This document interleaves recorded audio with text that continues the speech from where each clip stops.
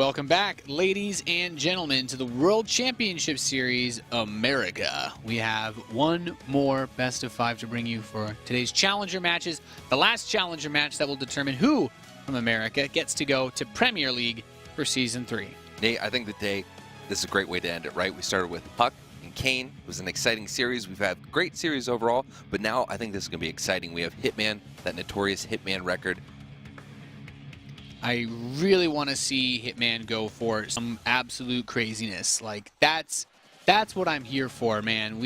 Anybody who's watched any NA stuff, if you haven't seen Hitman play before, I'll tell you what, he is an absolute monster. So far, if you guys have missed any of the Challenger matches, of course, VODs will be available on this channel, but just to run through again with you, we had victories yesterday and today by Masa, Jadon, Neeb, Kane, Polt, Violet, and now 2 Americans left to play. I actually don't know anything at all about Hitman, and to be perfectly honest, nobody does. So that's an exciting thing. We don't know what we're expecting. I almost want Hitman to win just so we can get him out here for round 32 so we can see him. Is he actually human? Maybe the reason why we don't know anything is because he's been playing from outer space, which would violate the rules. There is a name on his profile, and I thought it might have been crossing the line if I searched it on Facebook. I wouldn't do that. No. You'll find out it's like it's someone that's not actually been alive for like 100 years, something really weird. He's stolen an identity just to compete in WCS. Yes, exactly. We don't know anything about him. He is known for his very aggressive strategies on ladder. I've had the pleasure of I have been oracled into 3-gate Maximus Black all-in by him. That's just, I've faced that. I have been 1-base blink stalkered right now. I have been killed by Hitman pretty much every possible way a Protoss can kill a Terran without taking a natural expansion. Yeah, I am looking forward to seeing. I think that's the great thing, right? We know Hitman's an elusive figure. We don't know who he is. And at the same time, I don't think anyone knows what the heck they expect from him. Yeah, that's the best part. I'm hoping that he plays to his standard style. I'm hoping that we see Hitman come out and be cheesy, because that's what I want to see. Especially since I know Xenocider, the American punk who came out wearing an American robe flag, this guy, in round 32 of last season, when we did his player video, he did it with an American flag draped around him. This kid is American as it gets. In the bottom right, he is the American Evil Genius's Terran, Xenocider. And starting us off on the last series of the day, it is the blue Protoss playing for himself, Hitman. You know what the best thing about today is, Nate? About this series in particular? Tell me. No matter what happens, an American's going through. It's actually a really good point. It's an amazing point. That's a good point. We've got Canadians that have managed to come in. That's one of the. I felt the pride of a bald eagle climbing out of my chest when Neeb defeated Stardust. It was a magical feeling. Was it like a xenomorph bald eagle? I have no idea what you're talking about. Alien? The little thing, the chest burster? Okay. I guess we were kind of talking about Hitman being from outer space. Well, Xenocider is actually going to cheese the cheeser as his way to start this series off with a very fast barracks placed outside of his base. He's just going to 11-11 him. This is one way to play StarCraft. He's like, Hitman's not going to scout me. I can just build these in the most obvious scouting path you would possibly go on. Yeah, scouting is a skill for someone that's going to go for a second base maybe, or wants to know what his opponent. Hitman just comes in here and he has a plan. He says, I know what I'm going to do, and look at that. We see 2 gases going down already before 15 supply. Yeah, I mean, it's not something super crazy just yet. We don't know if he's going to fully saturate those gases. He doesn't have a probot on the map for anything like a proxy yet. We'll probably see him do that as he starts the cybernetic score, maybe right before he starts the cybernetic score. But Xenocider clearly showing he does not want to give Hitman a straight-up game on this map. I think this is one of those maps where someone like Hitman can be very successful with something like a 1 or 2 base blink stalker push. Clearly not proxying, but Xenocider's going to send the SCV in now, and he has to be thinking to himself, he's like, okay, what am I dealing with this game? It's nothing crazy. There's only 2 probes mining gas at the moment. This could be a pretty economic strategy from Hitman to start things off, and that will end up hurting him. Hitman starts a Zealot because he's worried about an engineering bay block. Xenocider really wants him to cancel that Zealot. If he cancels that Zealot, I think Xenocider can actually win, but it's very difficult to beat Protoss players if they open with that Zealot just because it makes getting the bunker down so much more difficult for 2 racks. Right, I definitely like this, though. So the Zealot gets canceled. He should start the bunker immediately. Like, as soon as he starts to push up, like, there's the Nexus. Now start the bunker as soon as you can. The longer Xenocider waits, the closer that Mothership Core gets to coming out and be getting ready for a Photon Overcharge. In order to win with the 2 racks against Protoss, the win condition is generally speaking to get 2 bunkers up. If you have 2 bunkers up and one of them is in range of the gateway of the Protoss, then you shut down their production and you can just kind of hold on forever. So this bunker that's being built right now, this one that's just started, is the most important structure in the game for Xenocider. He really needs that to finish. The probes are being pulled to try to stop this. Xenocider knows that Hitman can afford to lose a few probes. He really has to finish that bunker if he wants to win this game. Absolutely, Nate. I love the hit. Xenocider, he waited. He had a few Marines. This Mothership Core needs to be careful. Doesn't want to get caught out by the Marines. And Xenocider pulled a lot of SUVs. He has to get the bunkers down, as you said. The Stalker does finish. The gateway is not unpowered despite losing that pylon, but that second bunker, it's almost ready. The Mothership Core has been pushed out of position. Not enough energy, not even remotely close to enough energy for a Photon Overcharge. And with this bunker finishing, I think Xenocider's got this one in the bag now. He should be able to finish up the 3rd bunker. This is... You know, this was a classic Terran slice of cheese, and he has served it on a hot dish to Hitman. Absolutely. Let's hope that, you know, he doesn't overcommit, he doesn't lose too much, doesn't stay too long out of these bunkers, but I think that, yeah, he wants that Mothership Core. Oh, he gets it! it! I don't know how Hitman could possibly win now. These Stalkers, you know, they can't really out-micro the Marines in this bunker. If Xenocider just targets 1 Stalker at a time, no amount of micro is going to save Hitman in this position, especially once he loses that gateway. Without a Mothership Core, without Photon Overcharge, he just can't compete with the Terran forces that are on the map. Yeah, and they're continuing. And he's going to lose the gateway. No more Stalkers. Yep, lots of supply moving across in Marines. Those Stalkers aren't going to be able to do anything. A ton of probes have gone down, and Xenocider has flipped the script on Hitman. Yeah, that Hitman was supposed to be the one that was bringing out the chatter with either a proxy gateway or Stargate and whatnot. Hitman actually playing a little bit greedy this game and being punished in full force for it. He was, and I just didn't expect the second Nexus to come down for Hitman. I mean, a lot of people are blown away when Hitman builds the second Nexus. Yeah, so, you know, the Marines are going to continue to come in. They're going to kill these probes. The Stalkers really aren't going to be able to do anything. Really, at this point, Xenocider could lose everything and still be in a great position. Yep, he's in a good spot. I mean, at this point, it's just you have the mule back home. You have so many more workers than your opponent. You're not worried about anything. Even if these bunkers all eventually do get cleaned up, he's still gotten more than what he wanted with this. And, you know, to be fair, what he wanted was to just outright win the game. And I do still believe he has. Like, Hitman is just... recovering from this is impossible. Like, he needs to make some sick, weird voodoo. I don't know if he has a voodoo doll of Xenocider. I don't know if that's illegal. Xenocider's not 18. If he just wants to, like, stab him with it, maybe that's his only chance. But I don't think voodoo is also allowed in the official WCS rules. Hitman is in a really tough spot. Voodoo sounds like a map hack IRL, right? But yeah. On the other side, we have another barracks coming down. Now Marauders are going to be soon in production as this tech lab finishes. So Marines, Marauders, what is Hitman gonna do? I don't think he's gonna be able to do anything. Stim is also on the way. This is just gonna be one base Terran. Not something you see too often against a Protoss. The problem is Hitman doesn't have enough money that if he saturated his gases to try to go for like DTs or something, he actually wouldn't have the minerals to build a gateway to get a Twilight, to get a Dark Shrine. Right, he's trying to chrono out. All he can do is sit back and just chrono probes and eventually work away at this bunker. And Xenocider is going to be like, okay, well, I've got 4 barracks. I'm not really worried anymore. I'm just going to maybe run these Marines over. If I get another Stalker kill, it's great. If I don't, well, it's still weakened. And he's gotten everything he could possibly want and more. Gets one. Oh, he gets this next one. He does. All right, so there's one Stalker on the map. 2 about to come out. But again, these barracks are floating back. I'm impressed. I'm impressed that Hitman is still in this game. He has taken such a brutal beating. Like, Xenocider builds 1 bunker at the front of his natural. 2 Stalkers are never going to break it. He has Marauders on the way. You said it. He has Stim coming into, and Hitman is just beyond broke. So Hitman has continued to chrono probes, right? Despite, you know, trying to distract the Marines and all that, he has chrono probes. We have another Mothership Core on the way. It's 17 to 21 workers. Now, Hitman has thrown a lot of minerals away. He's lost a lot, lost a gateway, had tech delayed. Now, what can he do to come back? Do you think he's going to go for, he's like, all right, fine, I'll play the games I normally play, and we're going to get cheesy? I think he has to, or at the very least, he has to probe scout next game, because something like that is obviously inexcusable when you really think about it. Like, you losing in this scenario, the majority of Terran players, myself included, I don't think that 2-axing is a very solid strategy versus Protoss, but Xenocider calculated that Hitman wouldn't probe scout. If you don't probe scout, then it's actually possible to make it work. I mean, Xenocider's getting a bit brazen out on the map like this. There are once 2 Marauders. The Stim is done, he's good. Yeah, 2 Marauders, a couple more Marines coming up. Stim is about to finish.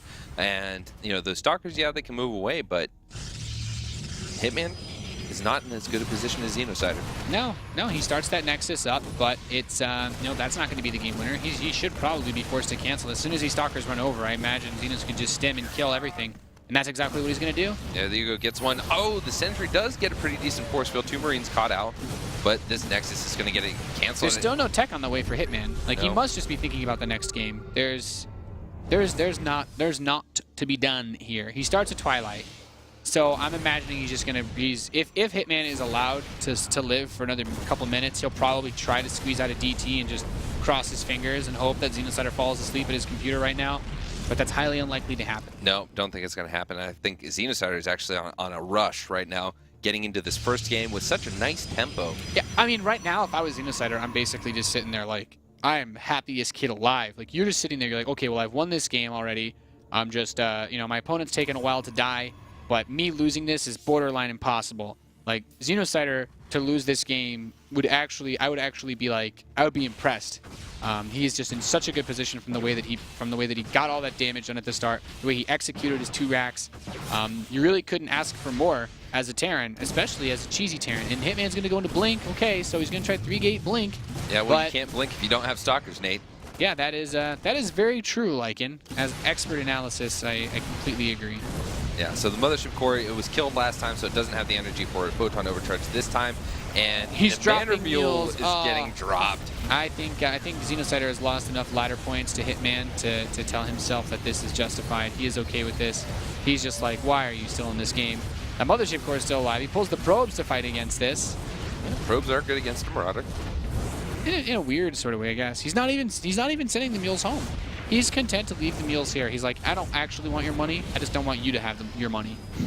That's I wish like you pure could make evil. your mules drop imagine the if money. imagine if you robbed somebody and then you just burned their wallet in front of them. You didn't even take the money. You're just like, that's just evil. Because I can. Well, Xenocider doesn't. He's like, I don't need these minerals.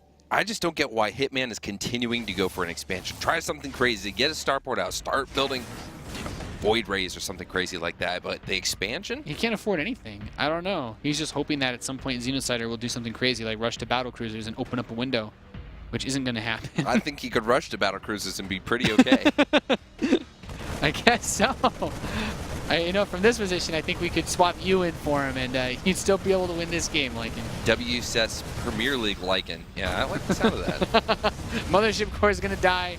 GG is called. Xenocider takes game 1 against Hitman after a pretty brutal start to that series. Hitman, I'm not sure if that's like if Hitman normally does that. I guess I haven't beaten Hitman in like over a year, so yeah, I don't know. I guess he just maybe Hitman's actually nervous. Yeah, well, let's look at the perspectives of 2 players. First of all, Hitman has a reputation. Everyone knows what Hitman is going to be bringing to the table. So Hitman's thinking, okay, hey, let's go macro. It's going to, catch him off guard. On the other hand, Xenocider, when's the last time you saw a Terran 2 racks of Protoss? It's been a long time. It's pretty rare. It's pretty rare. If a Protoss finishes that Zealot, it helps so much with keeping that bunker from going up. And, everything about that, it's not like, oh, one Zealot. It's like, just, Zealots aren't OP, guys. No. But it's being able to push the Terran back just for a little bit that allows your Stalker to get a couple more shots in. That allows your Mothership Core to get a couple more shots in. It makes you maybe your probes can mine a bit longer before they have to be pulled, and all of those things make holding a 2 racks much easier because Xenocider has to pull SCVs to make a 2 racks work like that. So it comes down to these very small details, and even stuff like Hitman, just if he had gone for a 12 supply gateway or an 11 supply gateway or a 10 supply gateway, whatever he builds comes out so much faster. Yeah, he would have been in a really good position. Now we're going to move on to Coda, another 2-player map. This is a position where Hitman could be like, all right, I'm going to pull out the guns I'm used to, and Xenocider probably going to be expecting it. Yeah, I imagine that Xenocider is going to try to play still a bit cheeky. Coda is a pretty good mine drop map, in my opinion, and Xenocider is like me if I wasn't terrible. He likes his cheesy builds too. He likes to do mine drops as well. And that's actually one of the builds I've had more success with against Hitman. I wouldn't be surprised to see him do something aggressive. I don't think Xenocider is just going to completely let up because Hitman's builds are so good at killing anybody who plays standard, especially standard builds just fall apart to the way that Hitman usually plays StarCraft. One of the craziest things is that Hitman is always at the top of GM ladder, right? So that means that everyone who's played him knows exactly what he's going to go for, and he still wins games. He still has a very high win rate. Yeah, So he's going to be great at executing. He's a monster, really. He is that guy. You see him on the loading screen, you're just like, oh boy, what's it going to be this game? Like, the last time I played Hitman was maybe like 2-3 weeks ago on this map, and I got proxy stargated in 3-gate Void Ray Bus, and like I saw it coming, and there was still nothing I could do because he just controlled his army in such a weird way. It reminded me of there was like a Kespa match recently. I think it was Classic versus Maru maybe, where like it happened on like Cactus Valley, and it's like it seemed like the Terran, or maybe it might have been Flash, or it seemed like the Terran had everything that they needed to defend, and the Protoss still made it work. That's what this guy does. Like, he will find a way to kill you off of one base or with some sort of other aggressive cheese.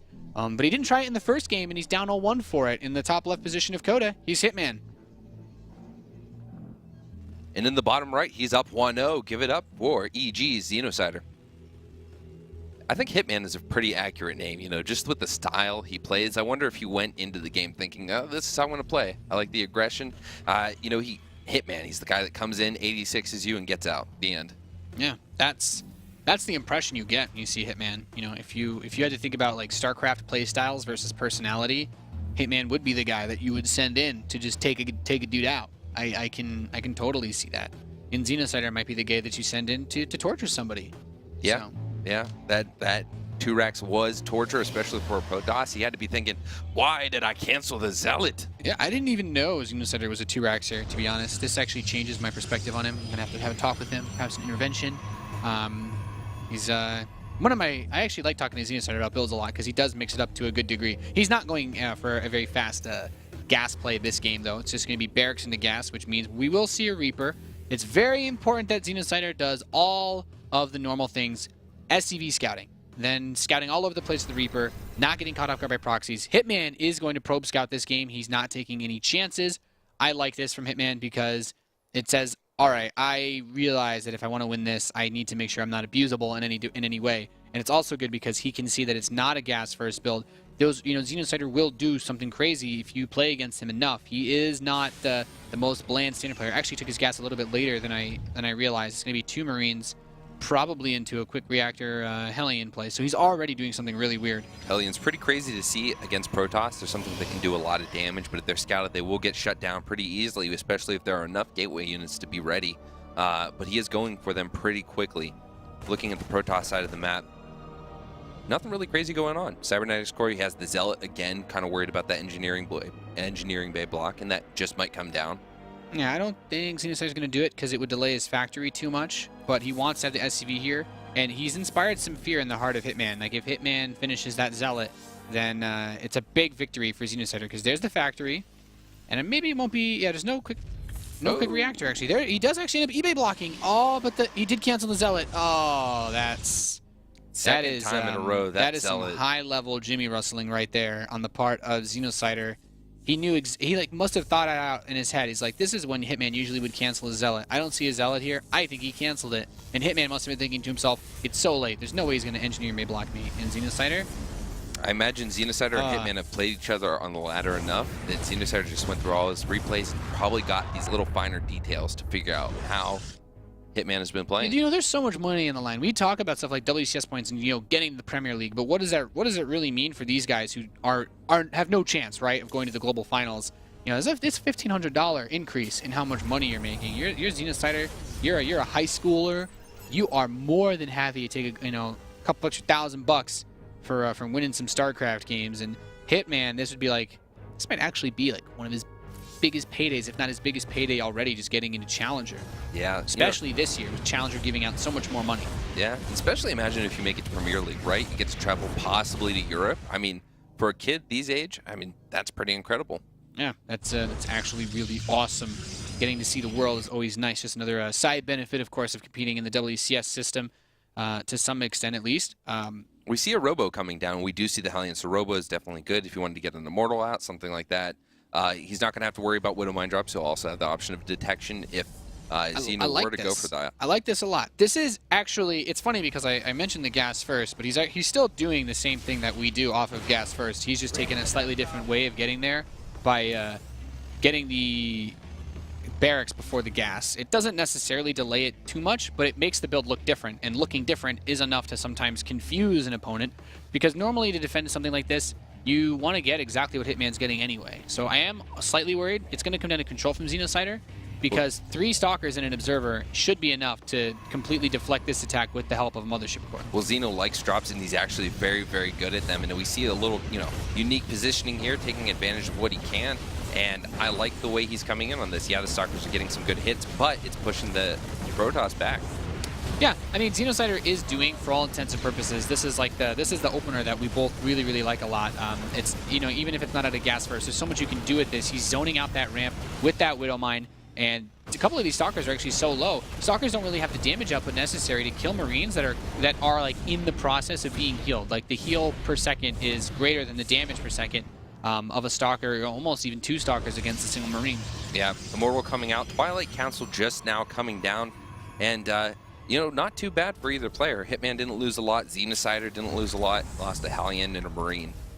Yeah, things I'm looking at right now mostly are workers killed. Hitman is still in a really good place as far as workers go, mostly because the biggest downside of a build like this is that Hitman has been producing off of 2 Nexite for quite a while. Xenocider, despite any damage he may have done, his orbital on his natural is not yet finished, so he's only been able to build 1 worker at a time for quite a while, and it's not ideal. It's not ideal. And there we go. There's Blink on the way. So I expect Hitman to still follow this up with a really big aggressive play. Yeah, definitely. And we look at Xenocider. He's keeping that drop on the back, trying to keep, a little bit of threat there. There he goes. He's pushing in, going to try to get a few more pro kills. He is going to get a few off, but the Stalkers are going to prevent the medevac from getting out, so he's going to sacrifice these Marines, try to get as many kills as he can. Will he get another? No. 3 pro kills go down, and Hitman doesn't overreact with the Photon Overcharge. No, Hitman's playing a very, very cautious game, actually. He's going to go into a Robo Bay. Hitman's actually just playing super standard in this series so far. There's actually nothing really aggressive or cheesy about anything that he's done, to be perfectly honest with you. He could drop double Forge after he starts his first Colossus and just play out the most super, super standard, because this is just defensive Blink.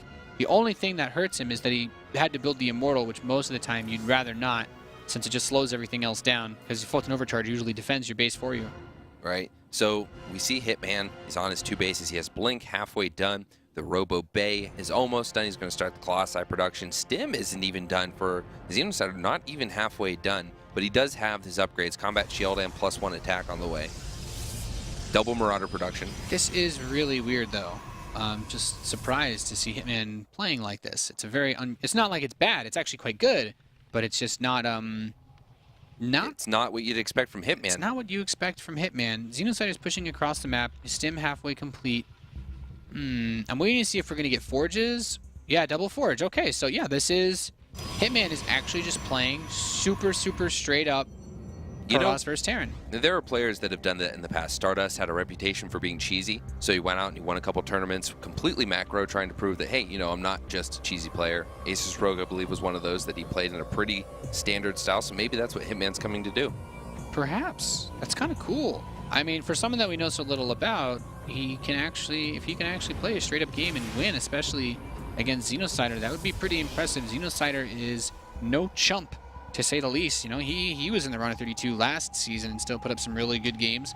I'm very, very interested to actually just observe and watch this game. Yeah, just as from the perspective of someone that's only known Hitman as the aggressor. Yeah, 3rd base coming down for Xenocider. There is no second starport, just a lot of Marauder production, so we're probably going to see that Maru style against these Colossi. There is 1 Colossi on the map. The second one is on the way. And, I mean, there are force fields. There is Blink. There is a Photon Overcharge. I really don't think Xeno can do too much. Yeah, this is still a very defensive posturing. He's being very active with these Stalkers, which is risky to say the least. But he can also always just sit back and try to defend drops if Xenocider, because I'm thinking about when's the last time I saw Xenocider play TvP? I think he played a match against Puck in some tournament, and he was all over the place with big drops. And wow, Hitman getting very aggressive now, moving out with that Colossus. Now that range is done, maybe he just goes for a really big 1-1 2-base Colossus push. Yeah, there are players that have been really known to do that. Lilbo has a nice Blink Colossus all in that he's done. I believe that's off of +1. And now we see Xenocider trying to go for a drop, multi-pronged drop actually. Oh, nope, that is just he's just going to take a 3rd. Yep. Okay, so Hitman is playing this as straight up as humanly possible. He's going to rebuild that Observer. His army was in position to catch the drop because his Observer saw those 4 medevacs load up, and Xenocider was like, well, Don't want to deal with that. This Marine's looking to check the third base, but the Stalker actually ends up catching it. Another drop loads up and actually flies right past an observer inside of Xenocider's base. So really good observer placement, actually, I have to say, for Hitman. He's been very aware of everything that's gone on so far in this game. Yeah, map vision critical, especially when shutting down these drops. There is that observer that could, if Xenocider knew about it, just a nice little scan and a snipe to remove that map vision. But now we do see that Xenocider is going for a drop on Hitman's third, and this gives Xenocider a good chance to pull the armies apart.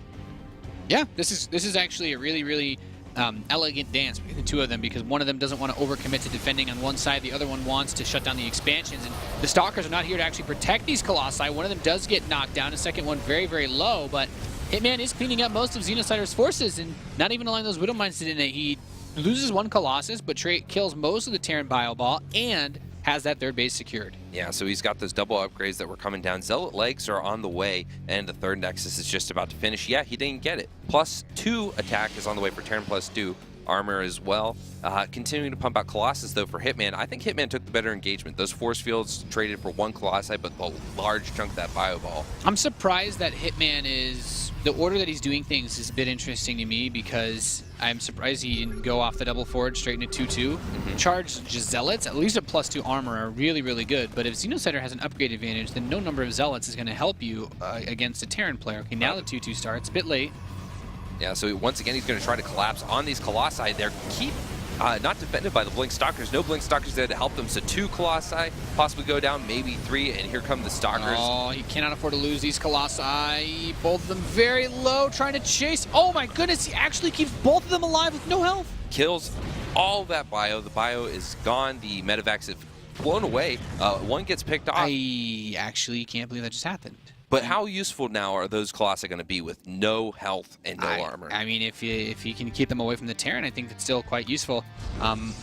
Please get an observer over here to take care of those mines. Okay, I was really worried for a moment. All right, so he gets those mines, because, yeah, that would have been a one-shot on both those Colossi. I think if he loses both of those Colossi, this game is over, to be frank. But now that he's continued to bullshit that Colossus count and get 2-2, this is still manageable, but Xenocider is still, playing a reasonable game himself. But, Hitman being ahead on supply says a lot. Protoss is generally supposed to be behind. Those 2 Colossi certainly would have put him behind. Now there is Viking production 2 at a time coming out for Xenocider. So those 2 at a time, especially with those weakened Colossi, if he focuses those ones down, they're going to go down really fast. The funny thing about that is, if you have enough Vikings, usually you're just one-shotting the Colossi anyway when they're at full health. Otherwise, you don't want to attack the Protoss.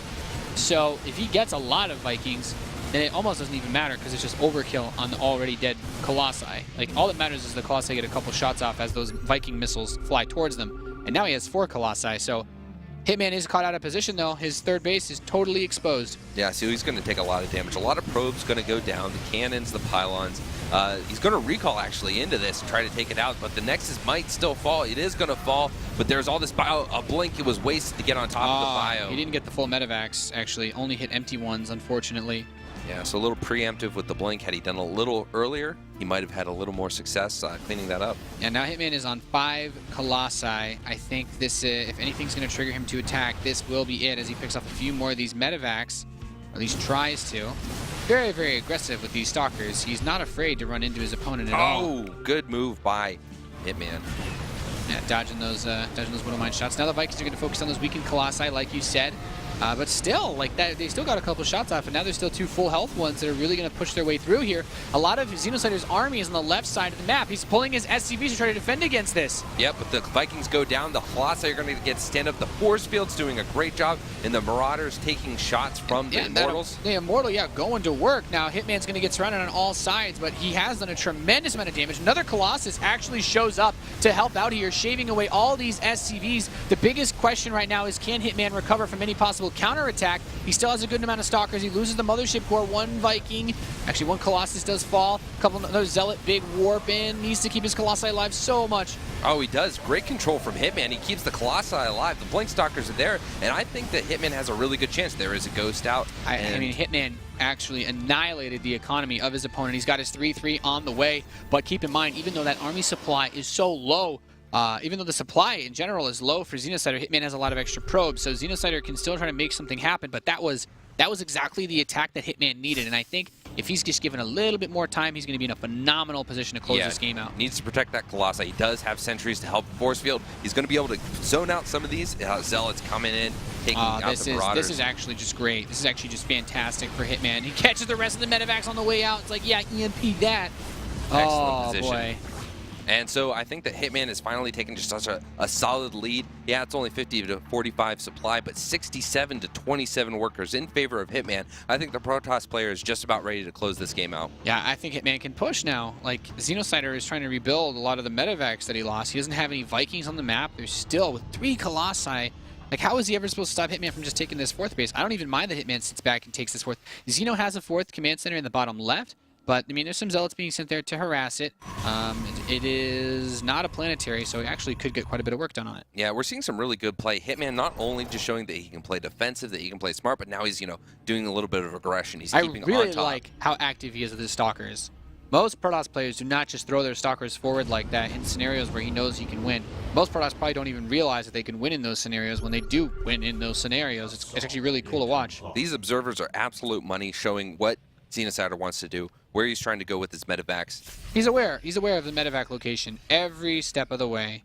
Like, this is actually really nice, the way he spread the observers out. He just knows, and he has these Zealots at the 4th base in the bottom left. He's going to force the army over, and then look, as he forces the army over, he brings his main army towards the natural again, because he knows he has to bring a good amount of Marines and Marauders to actually kill those 3 speed Zealots. Yep, that Ghost is going to go down without ever getting an EMP off, so these shields are just fine. Everyone's going to come up. They're going to have a little party in the Terran base. Yeah, there's no Vikings, so what is he supposed to do? He knows that most of the army was lifted over to his base, but he actually left a substantial chunk of forces behind at that 3rd to help defend against this. He was already prepared. There's Zealots here. There's an Archon. He's going to continue to warp in. He has those 3/3 upgrades with the charge, and that should be enough for him to actually defend with just constant warp-ins. As he starts to knock out Xenocider's production, he's got Zealots in Xenocider's 3rd base. He's got Zealots moving in towards the main base. He's completely swept up the natural. He's just going to keep pushing. There's feedbacks on the medevacs, and just, keep pushing those Zealots out. And there's a recall to finish things off. Yep, Hitman proving that he doesn't just play cheesy. In fact, 2 games in a row, we saw him not trying to go for anything crazy. GG is called.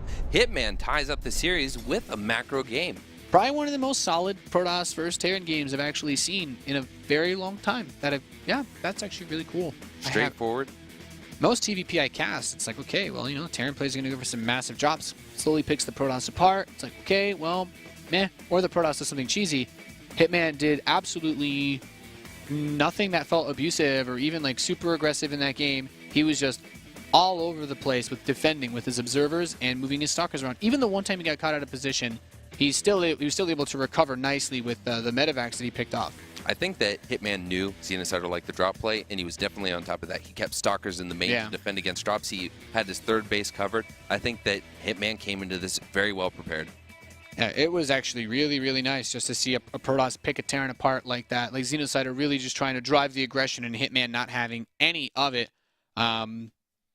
It was a very, very interesting series to be watching, completely outside of what I was expecting. Absolutely. Hey, I'm glad we're not ending on, just a cliche note. It's not a stomp, and it's not what we expect from either player, actually. Both first game, we saw the cheese from Xeno instead of Hitman. Second game, I mean, I think the best part about Hitman is that you saw a plan, and he just kept trucking forward.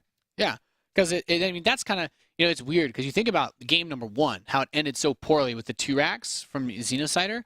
And then it's like, well, Hitman just kept trying to force this, expand, and then get a robo and go for blink. And I'm like, okay. Maybe he's just going to try to do like a 1-base blink all in or 2-base blink all in. But it seems to me that his intentions, like, he just kept trying to force his plan, which I imagine that in the first game, if he was allowed to live long enough, he would have actually gone robo, or he would have gone for that blink into a robo, into Colossi, and then double forge, despite the fact that he lost like all his probes at the start of the game. Yep. Next map, I believe we're moving on to is Cactus Valley. Yep. And I wonder if this will be the map where we see the Hitman we're expecting. I don't know what to expect anymore, man. We are loaded in. We are here. It is tied 1 apiece. After this guy is the only one to have actually cheesed or even opened aggressively in this series. In the bottom right position as the red Terran player is EG Xenocider. And in the top left, impressing everyone with his ability to play macro and beat Xenocider, it is the blue Protoss, Hitman. Hitman, such an enigma. But we will learn the enigma if he wins this. That would be interesting. I would like to just meet this guy. I would just love to meet this guy. I think there's a lot of people who would like to meet this guy. That is also probably true. I don't know. In a dark alley somewhere in New York City with a pipe. He has certainly been a cause of a lot of rage, I'd imagine. I'm sure there are many, you know, it's like, because it's never just the person that's super greedy or cheesy on ladder that causes all the rage about it. Hitman is like that guy that inspires other Protosses to do it. Because all you need is like a dozen or so Master League Protosses to look at the Grandmaster ladder and they're like, that Hitman guy's always #1. None of his games go past 10 minutes. I can do that. And then you have a bunch of Zergs and Terrans who hate themselves because they play these guys that are learning from this, you know, learning from Hitman.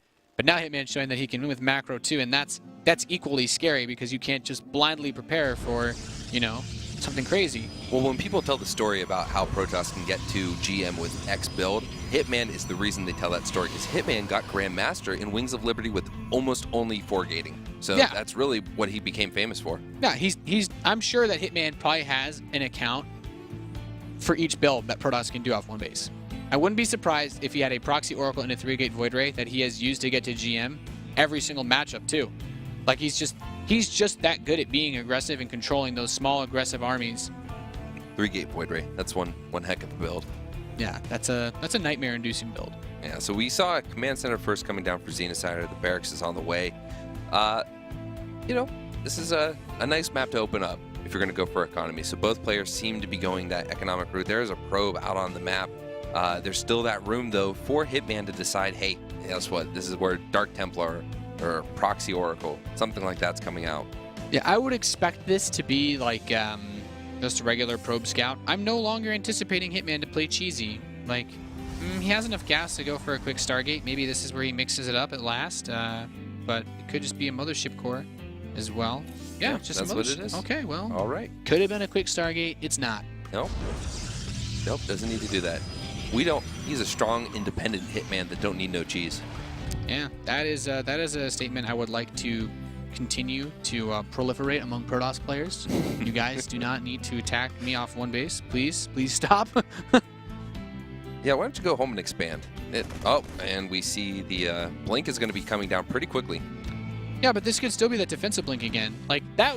Like it's really funny. Like giving like a real serious analytical note to the way people play StarCraft around the world.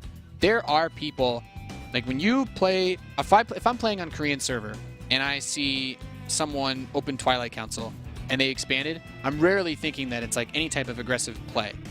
And I guess since Hitman hasn't actually taken a Nexus, this should be aggressive. But most of the time when you see that Twilight Council, you're thinking, okay, it's probably something defensive because you're playing on Korea. They're usually going to follow it up with some standard play. On NA server, it almost always means some sort of crazy all-in. But we get a scan from Xenocider. He does see the blink and Hitman is going to bring that all-in types play into fruition here. So we are finally going to see a little bit of his classic form. Let's find out how good his blink micro is. Yeah, how is this map for blink? Honestly, I have not actually played versus many one-base blink all-ins on this map. There's not a lot of space that you can use to blink into the main from the outside, which is one of the reasons why I'm surprised that Hitman's doing it. But if there's one thing I know about this guy, it's that he definitely cheeses people enough that he has considered every possible scenario that can pop up from him doing this. I think in a lot of ways, too, what he can do is he can force an overreaction out of Xenocider. He's going to build bunkers, he's going to build units, right? He's going to sacrifice everything he can in economy to get as many units out that he's going to be safe, right? And on the other end, I mean, Hitman could just soft contain. He could go for an expansion. He could be safe on his back end. Blink is a great opener, especially, against things like Widowmine drops, right? You want that defensive blink, something that can move quick. So really, it's very versatile, and if he can get enough done here, he can move back and go into that macro game. Yeah, it's games like this, though, where it's like, when you're looking at someone like Hitman who commits so much to aggression, is he gets this really nice tone for actually grabbing a few Marines. When you have a guy like Hitman who commits to so much aggression, it actually makes me think more about MC versus Thorzane on like Akalon Wastes in WCS Europe like a year or two ago, where he actually just literally massed units outside of his base. He needs to be careful. That Mothership Core is very low. Like, it's possible that Hitman actually just never stops warping in out in front of his base and just keeps shaving away enough units that Xenocider is just locked in on one base forever. Yeah, 1v1. I feel that Protoss in the early game can definitely mass the kind of units that can really hurt a Terran who's locked on one base. Yeah, it is so tricky because Xenocider really still just wants to sprint up to Sten, and there's that blink into the main base. This is the problem, though. I don't think there's not a lot of space to actually blink away here. He's going to kill the Marauders and then blink and dance around, and Hitman has done this to me before. This is actually my experience in my games against him, is that he just runs around like this. He's actually quite good at just endlessly running in circles, baiting you all over the place all day, nonstop, and it makes life really, really difficult for a Terran player when you're trying to deal with this, because he's killed off so many SCVs and all the power units are gone too. Yeah, so we're looking at Stalkers. They are surrounded. They are killing SCVs. 15 workers have gone down. That is a lot. The Marines are there. They're trying to chase it, and there are still 5 Stalkers left. Hitman has the option to warp in. He does actually have a few more Stalkers. He does have a sentry, so there is a lot of opportunity for Hitman to keep continuing to be aggressive. He has a Mothership Core that did not die. It does have the energy for another time warp, so Hitman is in a great position. I'm really excited to see how he continues to move forward with this, and I never thought I'd say I was excited for a Protoss to be using cheese, but look at me, here I go, and he is blinking taking so many workers and Marines down. This is what we were waiting to see, right? I mean, the Mothership Core dies again, but Hitman is just so good at running a circuit around Xenocider's base. Yep. Just killing everything. Blink good unit, and as we see the Stalkers just dancing around, 11 more SCVs have gone down, 12. That number is going to continue to rise, and on the back end, I believe that Hitman is really open to doing whatever he wants. How can one man be so good at killing somebody off one base? This is exactly what happened. I thought I was so clever. I'm like, oh, I'm just going to build some bunkers. I'm like, this will be fine. If he blinks past my base, I'll just pull my SCVs. Nope, doesn't work. He's Hitman. GG. Well, nope, we asked for it, and it hit us like a truck. Unfortunately, it hit Xenocider also like a truck. So Hitman now finds himself up 2-1 in this best of 5, and I'm wondering if he just cranks that dial a little bit further for game number 4. Yep, we're going on to Dash and Terminal. Okay, if there's a map where you've got some crazy Protoss, words I can't say, this is the map. This is it. Like shenanigans. Shenanigans. If you have some crazy Protoss shenanigans, this has to be the map to do it, because you have that access to blink into the main base from by the gold. You have a ton of airspace for anything like Oracles or Void Rays or Tempests. You have that wide open natural expansion as well. You can blink that from 6 different ways. I'm actually, this is like the map that's going to make people veto Dash and Terminal for the next 2 weeks. Yep, Hitman coming here. Maybe he's playing macro because he doesn't want to show off his new cheeses, right? Doesn't want the ladder to learn en masse what's going on. But no, he's going onto this map. It's a map that something awesome could happen. Perhaps Hitman was being considered in the first 2 games, because I'm sure there are a bunch of Protoss players watching. You know who you are. I know who you are. You make me hate my life. You're all going to start blink-all-inning for another week. And it's not balance line. It's just something that Terrans don't like to deal with. No, that's how meta works, though. If he wins with this, then Hitman wins with strategies like this. It encourages other people to try them, because everyone likes winning, and I can't fault you for that. I like mind dropping because all I see are Koreans beat people with Widow Mines. I mean, there's no better feeling than a big clump of probes that just. Yeah.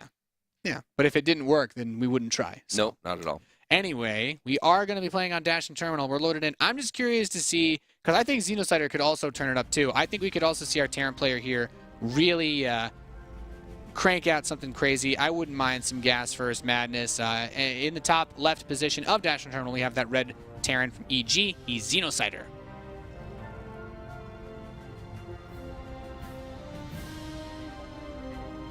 Quite a handsome command center. Yeah, his opponent in the bottom right, the blue Protoss, the Cheese Master himself, Hitman. I do want to give a shout out to Flo for observing all of the Challenger matches that you guys have witnessed this week, as this could be the last game we cast together, Lycan. Yeah, I know. I hope it isn't. I hope there's many, many more. But no, yeah, Flo doing a great job. And I've never actually casted with an observer observing for me, so she's done awesome. Yeah, Flo makes our jobs easy peasy. Hitman, though, 10 supply gateway.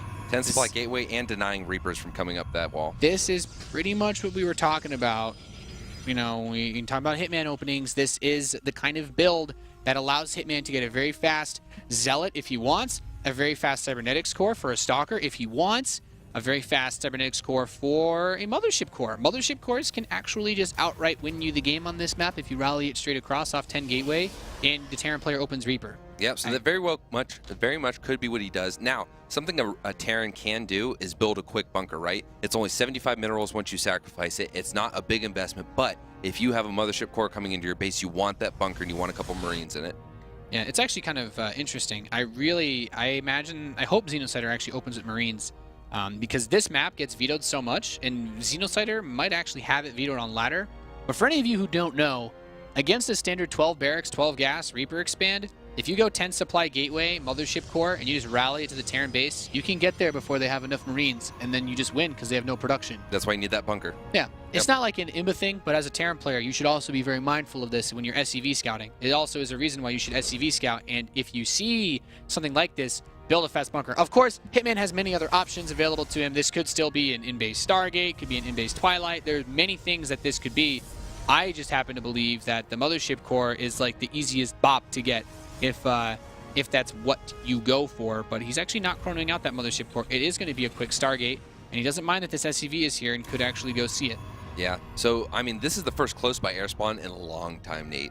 And I think Hitman is deciding that he's going to take advantage of it, not with the mothership core, but he's going to be pumping out some oracles, or maybe we're going to see that 3-gate Void Ray follow-up. That's exactly what I'm expecting to see. I would be surprised if we had anything else other than an oracle or two into a very heavy Void Ray push. Could even be one of those like madness builds, like 5 oracle or something really insane. This Reaper, though, as that Stalker really wanted to get out onto the map, this Reaper's actually be able to be quite annoying. Every probe kill is really big in a situation like this when the Protoss is cutting so many corners to get aggression out. Yep, a lot of it is about timing, getting things out when you want them to have them out, and that probe is something that needs to be replaced so you can keep the economy and pump things out. Yep, we have the Chrono going into that Oracle as it is on the way, but Xenocider has a missile turret coming in, and this is where things get really interesting because most of the time when the Protoss player is being aggressive like this, you want to have the Stalker out on the map because the Stalker allows you to put frontal pressure. You want to pull the Marines away from that turret because if the Marines aren't by the turret and that Oracle goes in and kills the Marines, then the 3-gate follow-up insta-wins you the game. And on the other hand, we also have to keep in mind that if the Terran player doesn't move their Marines, then the Stalker can also just delay things like the command center and just be annoying in general. Yeah, I'm not feeling too good for Hitman on this map. He's got the turrets ready, Xenocider has the Marines, and a command center coming down, so I feel that Xenocider's in a good position. Oh, the Oracle goes down. Picking off that Oracle is really big, especially since Hitman built a second Oracle, and if Hitman builds a third, if he goes full madness with this build order, then I'm really concerned. Yeah, he's going to start another Oracle. Losing that first one really hurts because, you know, when you have 2 Oracles, you're obviously going to one-shot the Marines. But if you're going to go for a gateway follow-up, you need as many Oracles as possible because once you have like 4 or 5 Oracles, 4 Oracles I think is like the magic number, you can just walk in and just click on the missile turret. You can kill it. You can out-DPS the SCVs that are repairing it. And then still have a lot of damage left to do some damage to the SCVs. Look what's on the production tab. That looks like more gateways. So we are getting 4-gate, actually. Yeah, he is no Void Rays, so it's not full Maximus Black style. But this reminds me of a player that I've run into on NA quite a few times, goes by the handle Oracle King. And I think, you know, very fitting. He opens up with lots of Oracles, and then he kills you with them. That is the goal of the Oracle. Yeah, every game I've played versus him, he opens with 5, 6 Oracles, and then eventually goes up to like 20 Oracles. He actually just doesn't stop building them. So this is where the Void Rays would definitely come into handy, as Xenocider is going to bunker down and fortify himself. I'm imagining that he doesn't want to get Void Rays because he's anticipating that his Stalkers will kill enough that the SCVs get pulled. And if you pull SCVs against Oracles, you just lose. Now that I think about it, this is actually one of the ways that I've lost to Hitman on ladder. Is he gets into like this really weird spot, like runs by your bunker, and then you pull SCVs. He's like, oh, he ran by the bunker, I can pull SCVs. And then Hitman's like, no. And then he just kills you. Well, there are 2 Widow Mines, there are 2 bunkers, and a missile turret. Yeah, I don't think he can run past this. Okay, is he aware of that second mine? That's a really big deal. This defense is really nice, but keep in mind that Hitman can actually walk around the side of this still, too. Like, he doesn't actually have to attack from this angle to hit the natural. You can go from the north of the natural. You could also break down the rocks. Yeah, and Xenocider, he's sending out a drop. What does he have in that drop that he's going to try to do on the back end? Perhaps a mine or a couple more Marines. There we go. Okay, both mines have been taken down. Yeah, I wouldn't mind either. I mean, Hitman is getting ready to try to crack this one open right now, and this is still a really, really tense situation as Xenocider knows that if he defends this attack, you know, it's not over yet. Hitman's the one that if he wins this game, he moves on to Premier. And this is still really, really crazy. Yeah, so that Viking zoning out the Oracles, not letting them get any damage done, and he didn't bring the Stalkers with him. Now there's the medevac completely empty, actually. Maybe he was just using it to scout the gold, I'm not sure. Hitman's going to move in on top of this base, force fields away that bunker, steps in, gets the kill. He's using the Oracles as well. They're eating a lot of missile turret shots, but he out DPSs the SCVs repairing, and this is exactly what he was trying to do. Now if he could get that Viking, loses the Oracle. Really, really big deal. That Oracle had so much energy on it, but without a bunker, I mean, he's going to lose. He's going to have to forfeit the natural expansion. I don't know if he can actually come down and defend this. His second Viking comes over. Maybe he lands them. He has the medevac there to try to pick up wounded Marines. Yeah, but he's just letting the Vikings sit there idly, not doing anything. Now he finally lands them. Could have repaired them while they were fighting, but he's bled out 7 SCVs to that and taken down a lot of damage with the bunkers and the missile turrets. I still think that Xenocider is in an okay spot because he has that second command center. He's ahead on SCVs, and slowly but surely, units like medevacs are going to give you so much more longevity. Now he's coming up actually towards where this pylon is, and I think biggest loss would be this medevac. He actually does pick it off. That's a really big deal. He could actually go for the Vikings too. Those Vikings a bit more expensive than the Marines, and they can't go inside the bunkers. Yeah, he's got to be careful. There is no blink, and there is a Widow Mine. Oh boy, so Hitman is actually starting to really make something of this scenario in this game. Imagine if he kills that Viking and this missile turret. He has another Oracle in production, and Xenocider has to respect that possibility of either dealing with an Oracle or a Void Ray, since they're just so good at bursting down these buildings. Yeah, I think at this point I would have gone for the Void Ray. It's definitely a lot of extra damage against the armor, and with the Viking, with the bunkers continuing to pop up, that's a lot of that prismatic alignment would have been great to have. Yeah. Oh my goodness, the Viking went out towards Hitman's base, and that means it's not at home to defend against this Oracle. Oh boy, baited out the Widow Mine with his Zealot. Does kill both of the mines, actually kills this bunker, and this is actually a really crucial moment right now. Where is the Oracle? Is it going to come in here and try to help kill these Marines? No, he's just sitting back. It's like, you guys need me? No, I don't need you. All right. I mean, he could use it for detection, but okay, now he showed the Oracle. Maybe he just used it to kill this mine.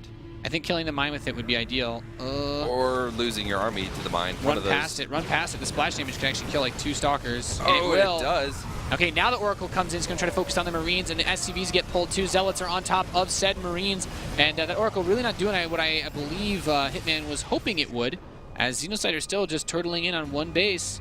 Yeah, so he's continuing to produce units. There's the Viking back there trying to look for something else coming from Hitman. Would have been great to have it there to defend, but again, the Oracle didn't get a chance to do too much. That Widow Mine is MVP right now. MVP status for Hitman, and like, look at that, targets the Stalker, another 2 kills. Yeah, so that is not a good position for a Hitman to be in, producing all this off one base while Xenocider still does have 2 bases. If he can get out of here, he does have the economy to finish off the game. Yeah, I think Hitman actually has this has to give up now. Like, Xenocider has this one in the bag. He's going to warp in a few more Zealots here. Another Oracle is going to come over, but he drops on top of this army because he knows, like, this army is just so weak. It can't stand up to Marines and Marauders. Not like this. No.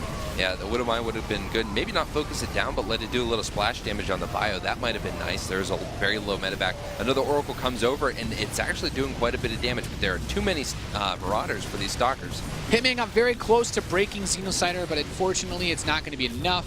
I don't mind Phoenix as a way to deal with the Widow Mines, because the Phoenix can soak up 1 mine shot, but I think it's just a little, too late. The biggest issue is that he didn't kill the natural command center Xenocider, so no matter how many workers he kills, Xeno can always take that expansion as soon as it's possible, whereas now Hitman builds a Nexus. He's, he can't actually stop Xenocider if he just marches across the map. No, 35 to 23 workers, a Nexus that isn't even done, 36 to 10 army supply, and now we have a drop that is going to go over and it's probably going to clean up Xenocider. Xenocider is going to go clean up Hitman. Well, this has already been a very exciting series, to say the least. I'm very interested to know what's going to happen in the next game, because I really feel like Hitman's going to have a borderline impossible task of stopping this, as the drops do hit for Xenocider. His stim very close to completing as well.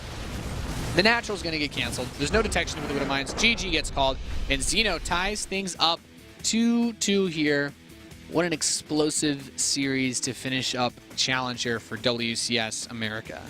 Yeah, it's pretty exciting. So we are now tied up 2-2. Hitman coming into his stride, getting us the games that we expected to have from him. Xenocider, not backing down. There were a lot of times during that game where I thought Xenocider was done. Yeah, I think so. It really came down, in my opinion, to losing that Oracle. Once he broke the bunker and that Viking got that last hit, like if he'd killed that Viking or just pulled the Oracle back earlier, I think that Oracle alone can be a game saver. Kill the Widow Mine that killed like 3, 4 stalkers because he got 2 double kills on him. Yeah, so that Widowmine was a real champ. There were a lot of little things here and there that could have helped Hitman just a bit, but it also comes down, Xenocider had to make some really clutch decision making in terms of getting his SCVs in repair, and it's a scary position because I've been in that spot where you're like, oh, I've got 2 bunkers, 2 mines, 2 missile turrets. There's no way a Protoss can kill me on 1 base. The famous last words of many Terran players before they surrender their ladder points. Absolutely, but Xenocider showed that he is a formidable opponent, that he is not going to back down to some silly Protoss cheese.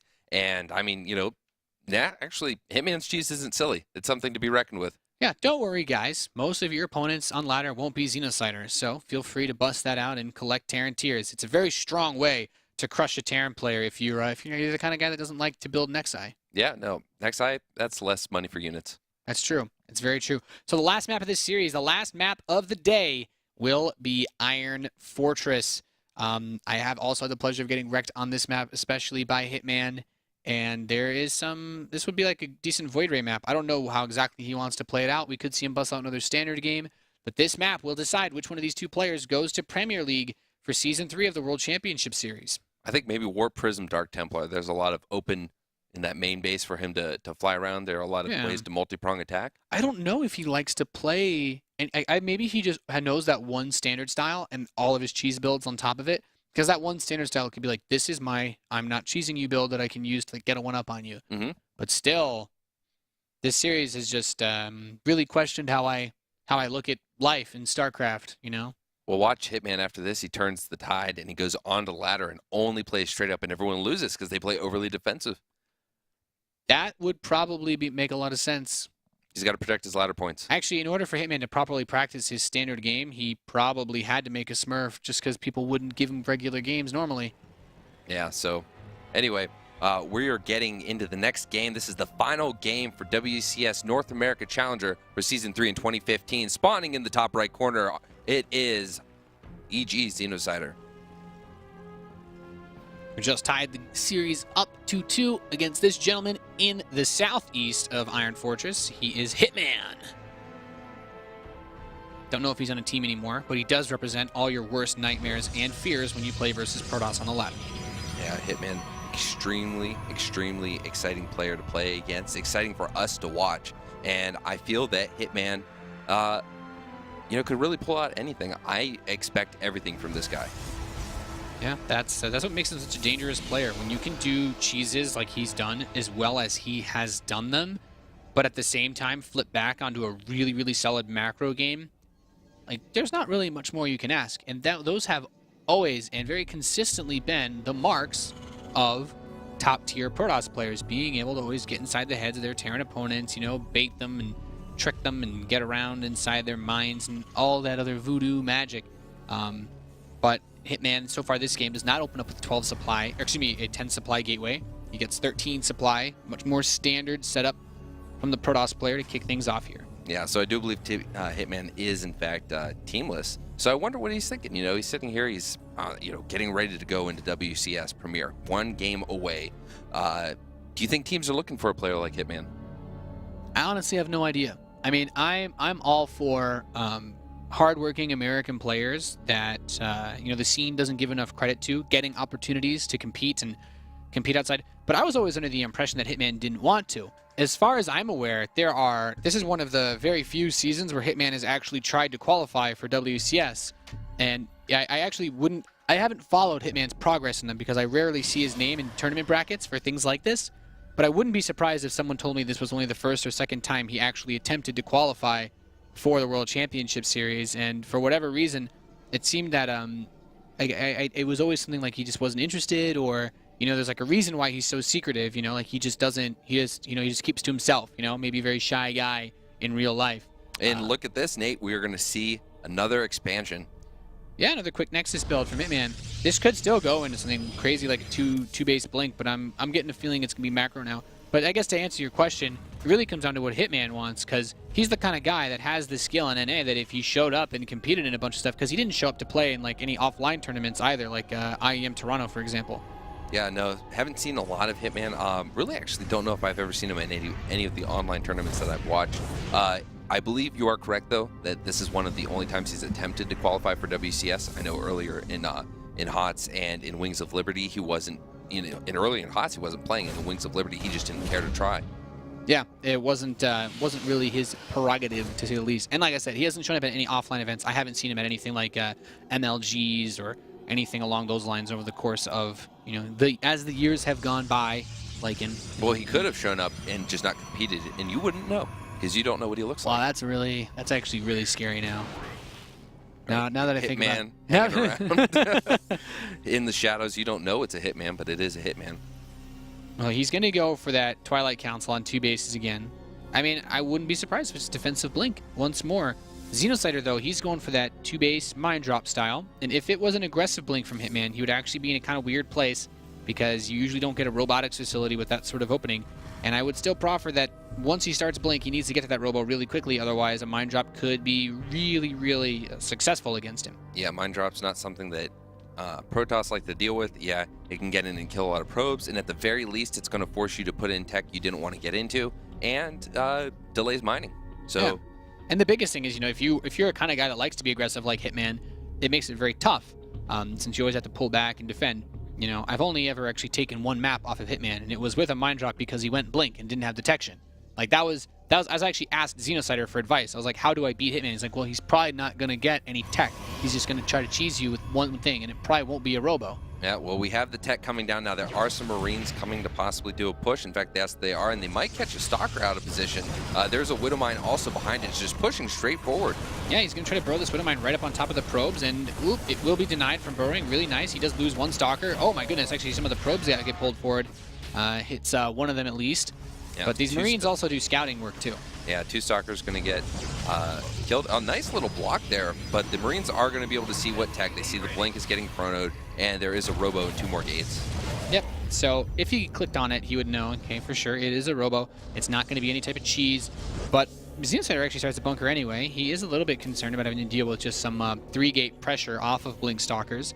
And at the same time, there's that medevac drop to try to get some Widow Mines in place. But all the Stalkers are more than in position now. Yeah, Stalkers in position and the detection tech on the way. So Hitman, very good position. There's the Mothership Core also with the Photon Overcharge. It's going to be great. Here we go. Boost in. Widow Mine is going to get to plant. Hitman doesn't see it. He does see it now, and 3 probes are going to be sacrificed. That's actually quite good. He comes in to chase on the medevac, so the Observer is on top of the mine, but not able to kill it just yet. And the Marines are looking to target fire down any probes that they can get. Not actually too much. I actually really like Hitman's position in this game. Xenocider has not gotten too much for what he's wanted. Nope. And Hitman's in a position where he could actually counterattack with a lot of Stalkers and potentially win this game. And that's exactly what he's going to do. Hitman likes the position himself. He's moving his Stalkers out on the map. He doesn't have Stim has only just started. Oh, that is not a good position for any Terran to be in, especially against an aggressive blink. He has no barracks on the high ground, and he really doesn't have any Marauders, does he? Nope.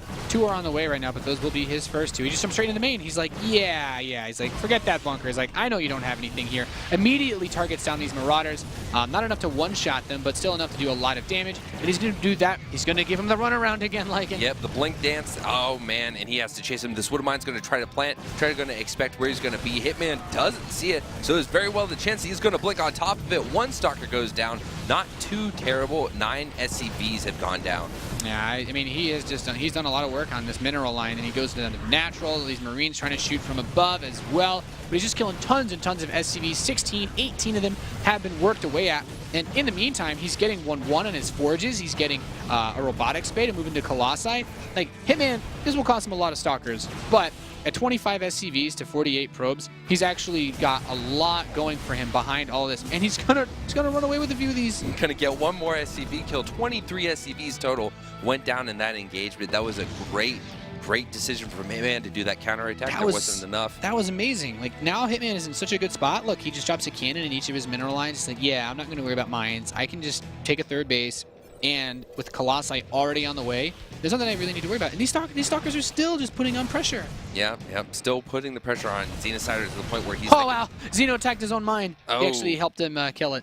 Man, that is not a good thing to do. What can Xenocider do? Can he come back? Does he have to mass bunkers and just try to get some drops in? Xenocider, I think he may have bitten off more than he could chew with that early aggression. And I'm currently trying to think about what my first words to Hitman will be when I see him in real life for the first time. He's not BM. He's just really cheesy. This is This is pretty exciting. I don't like you, but I respect you. Yeah. Hitman's in a pretty good position right now, looking at his chances to get into Premier for the first time for WCS to come and play offline. This is a really rough spot to be in for Xenocider. He's behind on workers, he's behind on army, and frankly, he's behind on tech because there's no Vikings to deal with this Colossus. Yeah, so this Bioforce, he does have 4 Marauders, Stim, and a Medevac, but that's really not going to do anything. There were some...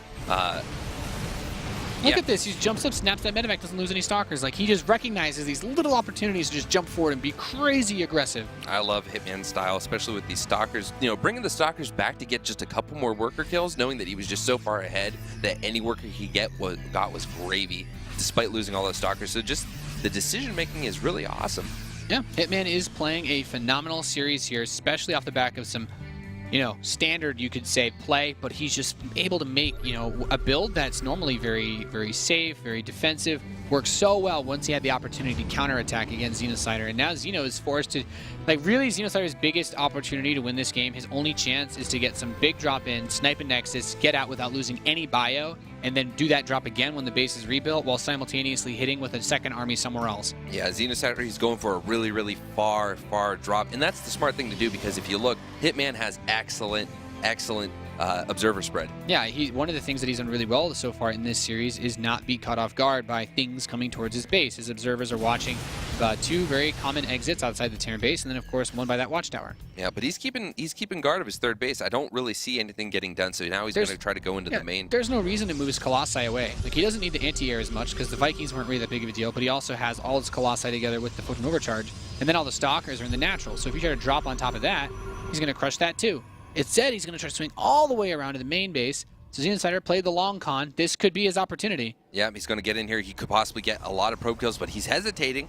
He might try to go for the third instead. I mean, a pylon will see him. He's positioning himself. He wants to force the army over towards the natural and then see if he can hit that third base. Look at all those stalkers, Nate, and all those Colossi that would have collapsed on that Bioforce. There he goes. He's going to drop in. He's going to kill this. All these gateways are going to get canceled. He needs to get in there and do some economic damage, not focus on nothing. Yeah, I mean, here he is. There is an army outside the base that wants to go to the third base once he actually takes this step forward. But oh my goodness, blows everything up!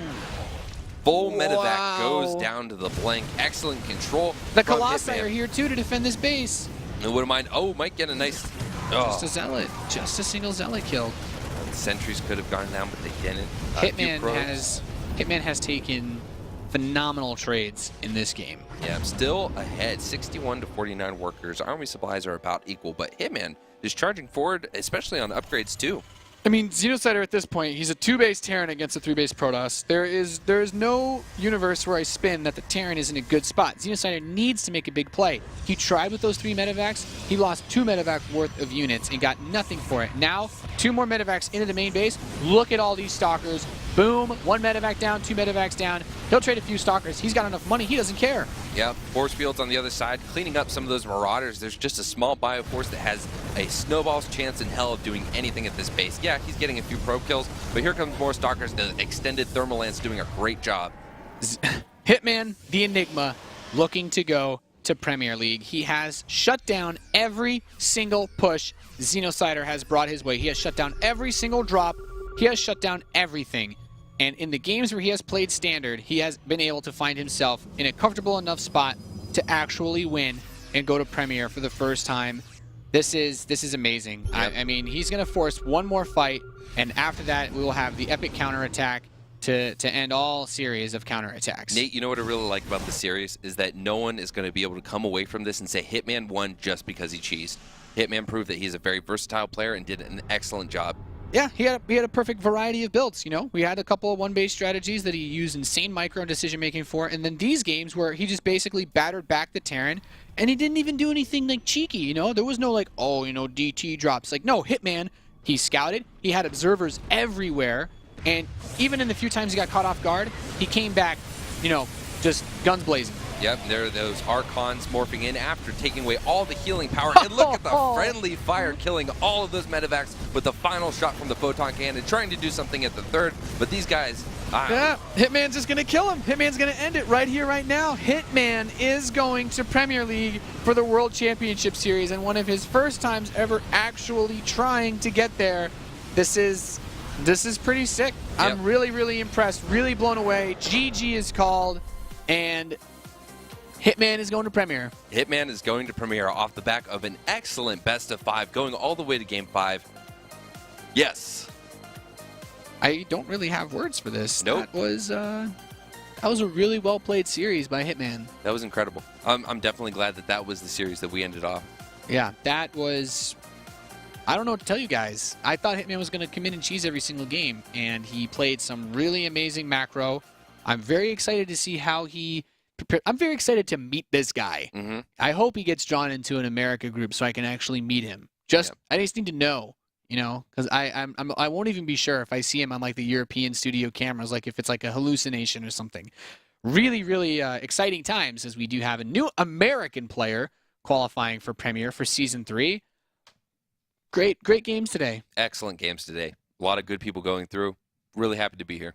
Yeah, this has been a really, really awesome couple of days. We went through quite a few best of 5s to determine who the 7 players advancing from the North American region would be to WCS Season 3 Premier. If you missed any of the action yesterday, Masa, Jaedong, and Neeb all qualified.